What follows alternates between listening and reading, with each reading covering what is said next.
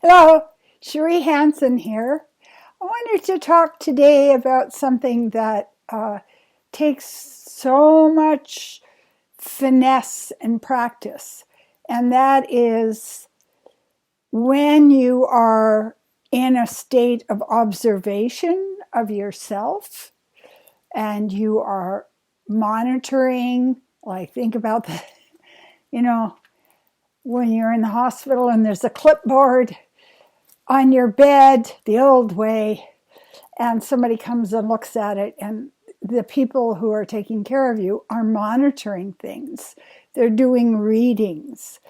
They're checking in to see what your temperature is, what your respiration is, what your blood pressure is, all of these things. And as a mindfulness practitioner, that's one of the things that took me the longest to learn to do.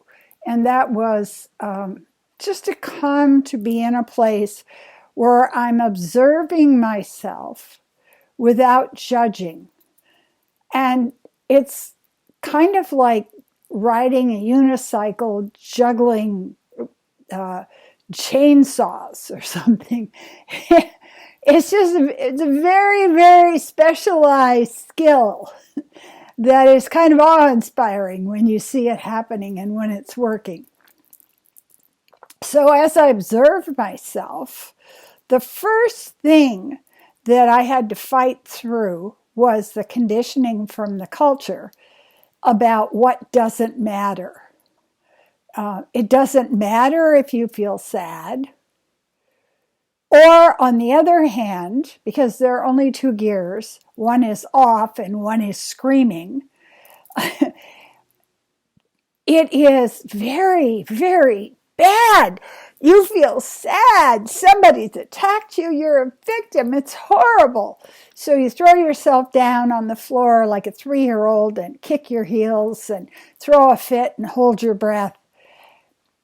But there is this area in between where you just watch yourself and you ask yourself questions. I think of it like an Oprah interview.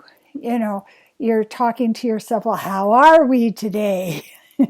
How are you feeling? You know, in the last few days, my response is, I don't feel anything. I'm just so tired.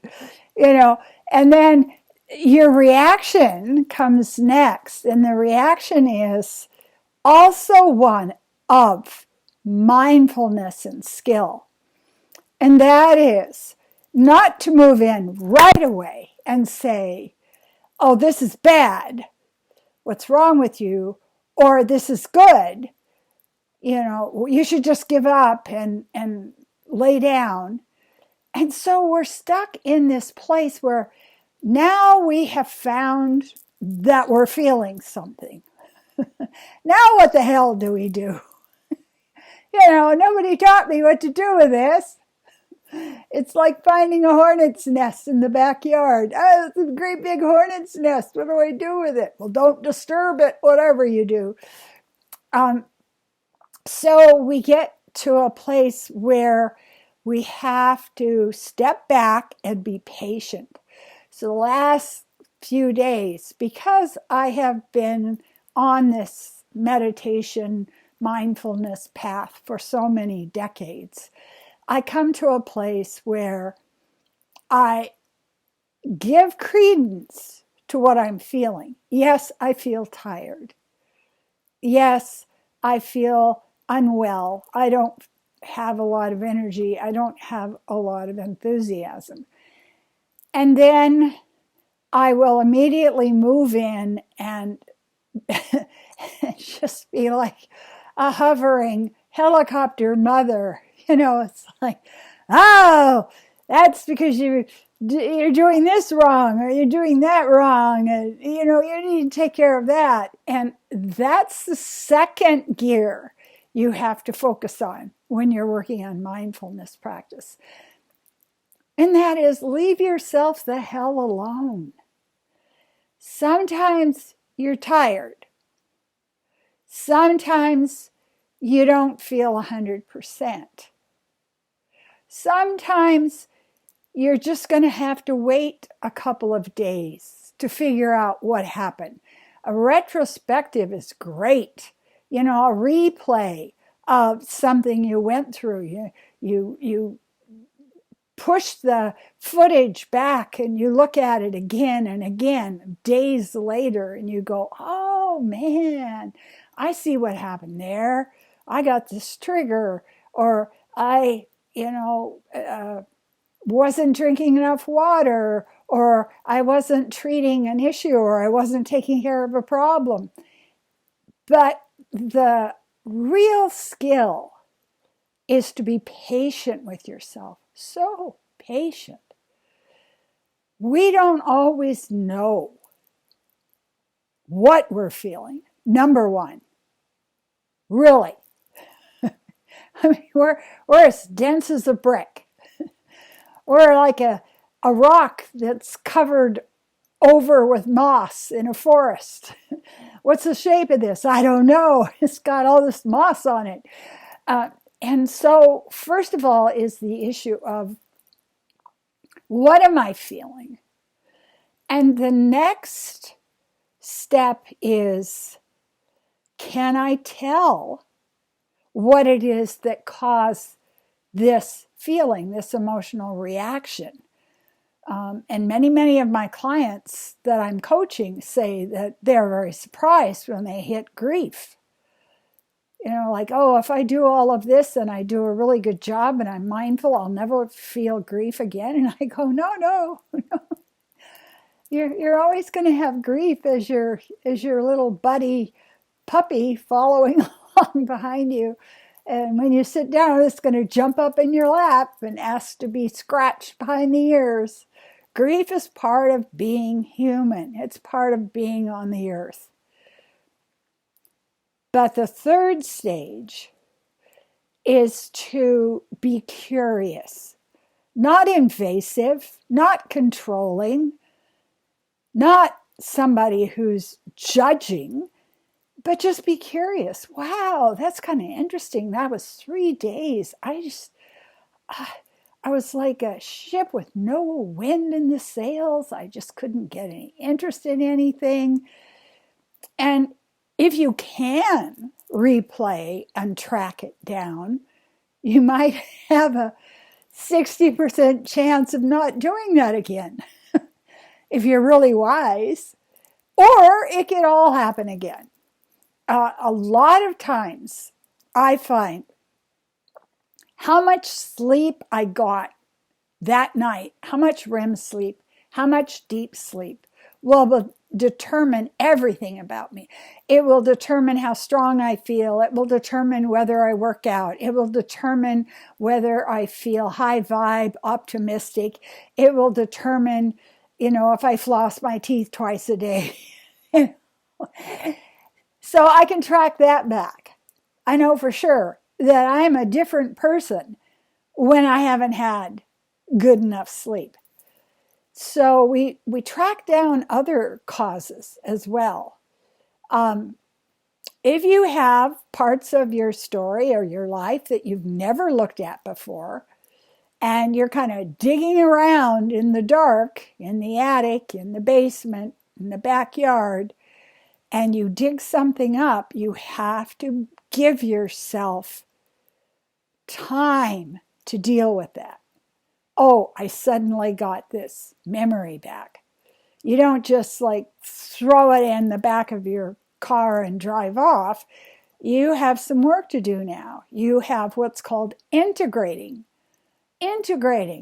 this new memory that's come back into your description of who you are. And that can take a while. It can take a week or 2 years or 10 years. So that's another gear that we get into with this. Also, there's the world.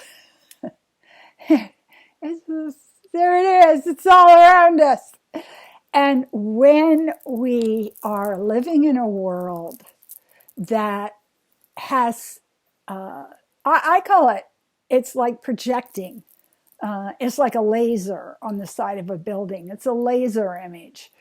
And if the world is projecting pessimism, defeatism, anger, the concept of attacking and hating other people, that's going to really come all the way through our bodies, into our spirits, into our very bones. So we have to get to a place when we're watching ourselves, when we're the wise observer. We're Yoda. We have Yoda right up here. It's right there. And you see that trigger and you see this fall. It's like you have a temperature, that people are taking temperature of your body and it suddenly falls or rises, or your blood pressure falls or rises. It is palpable when you have that fall and you're now struggling because you're in a dark world. You're in a terrified world. So that's another stage of mindfulness practice and observing the self. The next one, and I think this is so important for everybody, is you have to treat yourself like you're a frickin' baby. Yes. If your baby self is hungry, if your baby self didn't have pleasant experiences today, if your baby self is tired, it's going to be screaming in your head. It's going to be just howling. And we disguise it as some kind of background thing. And we think, oh, I'm thinking these thoughts. No, it's just your baby. You shut it up in a dark room. You've closed the door, but you can still hear it. So as a mindfulness practitioner, what you do is you think to yourself, how come my baby self is so unhappy right now?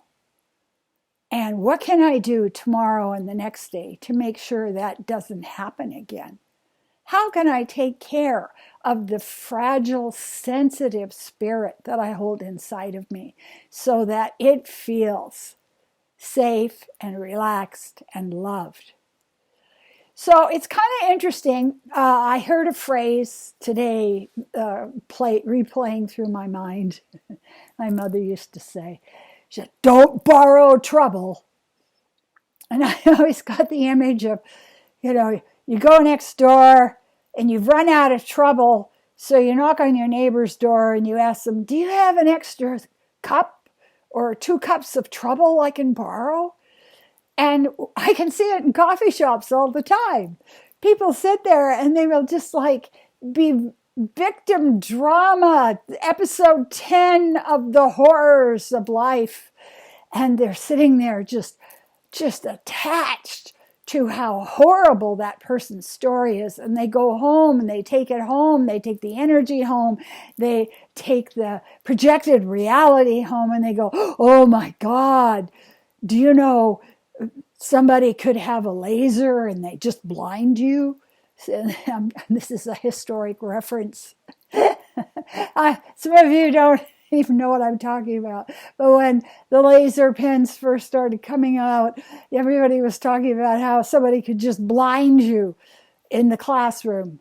And so I learned to do something which really helps me.